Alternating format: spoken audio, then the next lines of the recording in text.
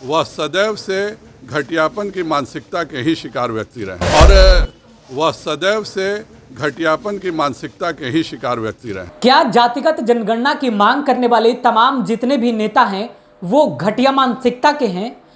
जातिगत जनगणना को लेकर प्रेशर पॉलिटिक्स का वो इनसाइड स्टोरी हम आपको समझाने जा रहे हैं। आखिर जातिगत जनगणना में ये घटिया मानसिकता वाला बयान कहां से आ गया?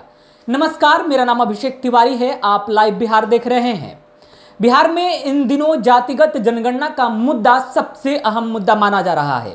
तमाम जितने भी राजनीतिक दल हैं वो इस मुद्दे को भुनाने में जुट गए हैं।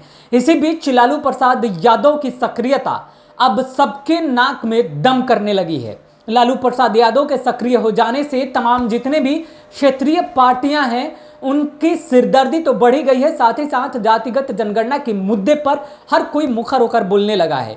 बिहार के जितने भी राजनीतिक दल हैं यानी जितने भी क्षेत्रीय पार्टियां हैं वो चाहती हैं कि एक बार जातिगत जनगणना करवाया जाए। अब जातिगत जनगणना को लेकर के बीजेपी इसे नकार ही चुकी है। बीजेपी की शीर्ष नेतृत्व पहले ही नकार चुकी थी। आज एक बयान बीजेपी प्रदेश अध्यक्ष संजय जायसवाल का सामने आता है और वो लालू यादव की मानसिकता को घटिया करार देते हैं। सुनिए अपने बयान में आखिर क्या कुछ संजय जायसवाल कह रहे हैं। और वह सदैव से घटियापन की मानसिकता के ही शिकार व्यक्ति रहे और वह सदैव से घटियापन की मानसिकता के ही शिकार व्यक्ति रहे। अब जरा चलिए हम आपको लेकर के चलते हैं जातिगत जनगणना की इनसाइड स्टोरी आखिर क्या है। क्यों आखिरकार इतना आग बबूला हो गई बीजेपी अचानक से लालू प्रसाद यादव पर? लालू प्रसाद यादव की मानसिकता को बीजेपी प्रदेश अध्यक्ष संजय जायसवाल क्यों घटिया करार दे रहे हैं? उसके पीछे दो बड़े कारण हैं।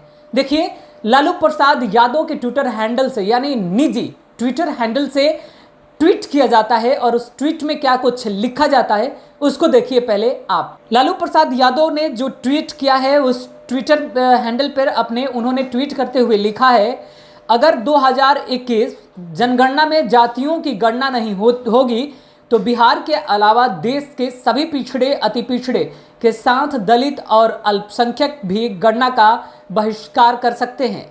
जनगणना के जिन आंकड़ों से देश की बहुसंख्यक आबादी का भला नहीं होता हो तो वो फिर जानवरों की गणना वाले आंकड़े का क्या हम अचार डालेंगे?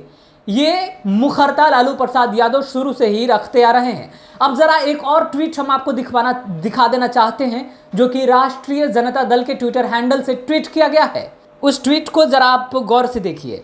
मुट्ठी भर चित पावन ब्राह्मणों की जातिवादी संगठन की इतनी औकात भी नहीं कि देश के 85% SC ST OBC के आरक्षण को रोक दें। भागवत ने एक बार बोला था, क्या हश्र हुआ था पता है ना? क्वेश्चन मार्क के साथ यह सवाल पूछा गया है। हैशटैग RSS ऑर्गेनाइजेशन को हैशटैग करते हुए यह साफ साफ लिखा गया है कि तुम्हारी सारी चालाकियां समझते हैं। तुम सोचते हो सब बेच आरक्षण को बैकडोर से खत्म कर देंगे, होने नहीं देंगे। अब देखिए जिस प्रकार से यह ट्वीट जो सामने आता है, कल आज बीजेपी प्रदेश अध्यक्ष प्रेस कॉन्फ्रेंस करते हैं और लालू यादव की ही मानसिकता को घटिया करार दे देते हैं।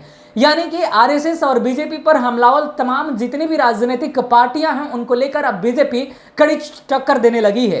बीजेपी का मानना है कि जातिगत जनगणना कराने से भाईचारे के संबंध जो हैं वो खत्म होने लगेंगे, जाति के हिसाब से अलग अलग तरीके से प्रदर्शन होने लगेगा, सामाजिक सौहार्द बिगड़ सकता है। इन तमाम मुद्दों की वजह से ही 1931 के बाद से देश में अब तक जातिगत जनगणना पूर्ण रूप से नहीं करवाया गया।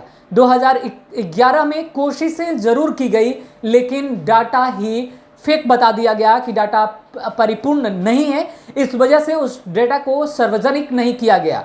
अब आप जरा समझिए इस पूरी गणना को।